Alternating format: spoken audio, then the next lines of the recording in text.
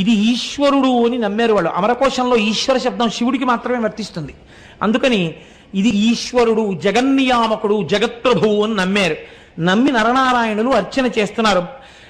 వారలహర్నిశంబులను పార్థివలింగ సమర్చనంబు విస్తారముదంబు పెంపెసగ సల్పుడు అయ్యడు రజమౌళి అవ్వారల చేరవచ్చి అనవత్య వరంబును కోరుడన్న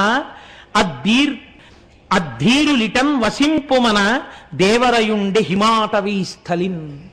ఆ శివలింగంలోంచి పరమశివుడు ఆవిర్భవించి, మీరు చేసినటువంటి పూజకి నేను ఎంతో పొంగిపోయానయ్యా, ఇంత చల్లటి ప్రాంతంలో, ఇంత తపస్సులో పార్థివలింగానికి ఇంత అర్చన చేశారు, మీకేం కావాలి కోరుకోమని అడిగారు. అడిగితే, స్వామి ఇక్కడే ఈ బదరీ క్షేత్రానికి ఆవలివేపు హిమాలయ పర్వతాల యొక్క శృంగాల మీద నీవు స్వయంభూమూర్తివై లింగమూర్తివై వెలిసి